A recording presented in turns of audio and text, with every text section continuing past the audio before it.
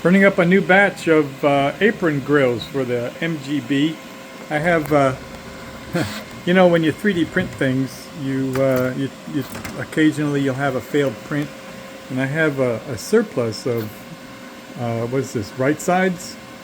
I got two of these extra right sides, but had some feedback from some folks online, and I think I'm going to make a new version of this. Let me take you into the garage to show you what I'm talking about. So here's the current iteration of my apron grill project. You can see we have a stainless steel surround around the original grid. Here's the original version that I had done. These were printed in PLA, which is kind of it's not heat resistant, and it's very light material. The second iterations that I did on these, you can't really go with ABS because ABS is not UV resistant. You'd have to paint ABS, and I'm not doing that. But the second iteration I did was with something called tough PLA, which tough PLA is in fact tough, and it'll handle an impact a lot better than ABS would. The current version that you saw me printing over there on the 3D printer is PETG.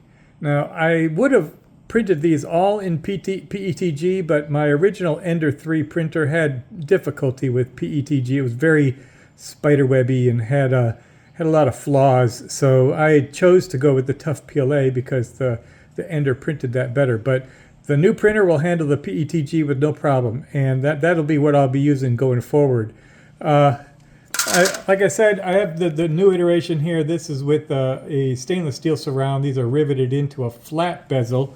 Instead of this raised bezel, it's flat, and it has an area where you can rivet on the stainless steel.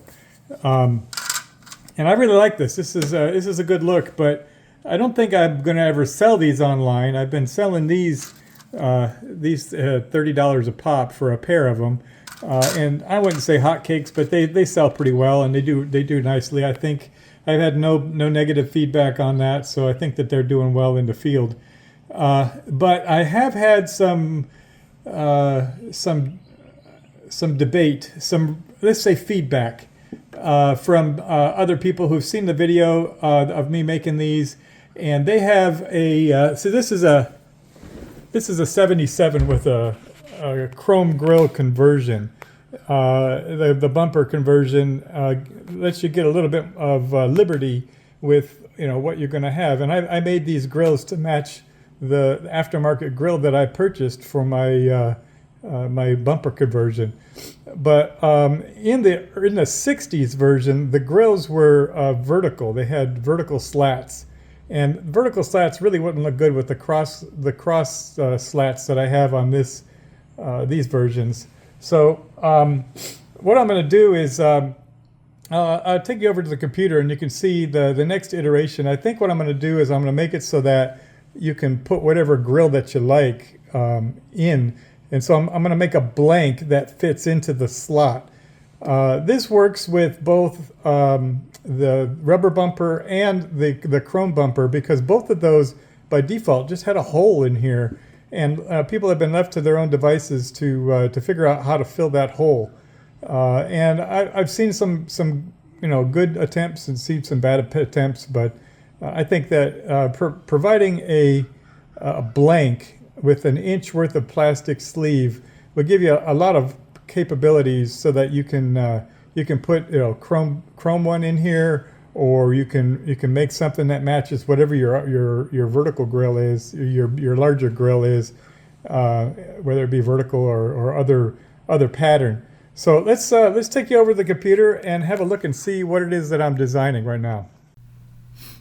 All right, so here's a 3D model of the apron grill from all the different iterations that we've been through, and this is the one that currently sells on eBay. You can see it has a rounded edge on the top with kind of like a little lip for it to connect to. This gives you, a surface here that matches up with that that recessed area around the apron grill. You can see that there, when you look at the actually apron, there's a little recessed area, and that's what this flat area matches up with. So this was the first iteration, and I designed this one to match with the grill that I had in my car. And then when I decided to go with the stainless steel, just to give me a little extra accent, kind of shiny accent to go with it, because my car has chrome and black accents. That's how I have mine designed out. You can see I made it so that it has a little place for the stainless to rest in a little V channel here, and then it's riveted in place. So you don't have to worry about the two materials not matching up. But it's the same kind of thing. It has a little bit of an overlap with the grill plate and then onto this little bezel here. So what I'm doing with the next version is I'm going to make a version of this that has just like a channel back in here that when I print this out, it'll have the same overlap that connects between this flat surface that matches up with the car, and then this part that goes inside that hole. And this area right here will give you enough space that you can cut or melt holes into to put whatever slotted material that you want to put in here, and it gives just kind of the creative person the ability to have a 3D printed model that they can use to add whatever grill material that they want. And you can just go to the hardware store and buy a piece of stainless steel grill in there and bodge it into this little area.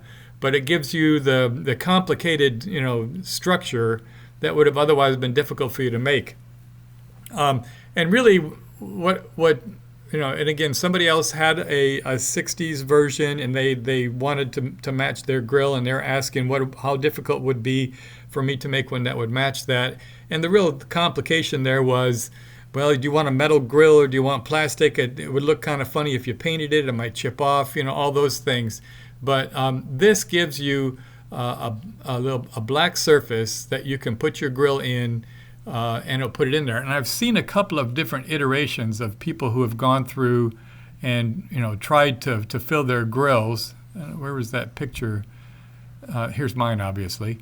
But just to prove, here is a rubber bumper, and it has the same slots, the same holes.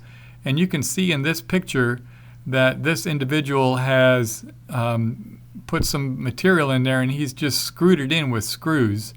And I mean, that's a clean enough look, but not as clean as I would like it to be.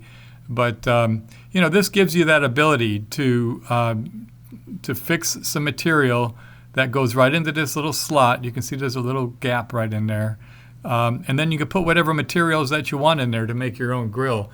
And there's a lot of those out there. You can see a lot of people who've bodged together different solutions. Here's one where he just took and cut the apron out altogether and you still had to put a plate in there. So it is a solution that people have been finding ways of filling out. But regardless of what kind of car you have, if you don't have a grill plate, this is a beautiful car. Look how nicely he's put this thing together. But he doesn't have a grill plate. And so that's what my solution is there for. See, he's got vertical slats on his grill, but my grill plate would have been crisscross, and it would have been a conflict. But in this case, we will make the one that you can put whatever you want in there, and he can just bodge a solution out of that, and it makes it a lot easier for that. So if you're at all interested in my new solution, I'll make these available on eBay. I haven't printed them yet. And again, these grill plates, they take about 36 hours to print in 3D. So, I mean, these will probably be a little easier to print because they don't have the crisscross pattern in there. But I'm not pre-printing these. I don't have stock. You'll have to get those from a pre-order. So you go online and you pre-order them, and I print them when I get the orders. Let me take you back to the workshop. All right, so that's all I got on apron grills today. If you're at all interested, I have the original iteration of these. These are the PLA, and you can see they got a little bit of silicone sealer in here that I used to initially glue them in place. What the solution that I had been using was you put a couple little holes in here, and you run a zip tie through that, and it basically just closes off that area. There's still another spot for a zip tie right here. I'm going to put these up on eBay for $1. So all you have to do basically is pay for shipping and $1. These are the originals. They're used, and they're going to come just as you see them. So they'll be available on eBay. Again, I'm not going to be selling these because they're kind of hard to make, and they would be well over $100 if I had to make them. And I don't think that there's a market for that. But if you're interested in the ones that don't have the grill in there, just the little spot, let me know. I'll put a link to the eBay site, and once I get one printed out so I get a picture of it, then you'll see them available on the eBay, or just make a comment here in the YouTube channel and I'll make one up for you. That's all I got for you today on apron grills. Happy New Year.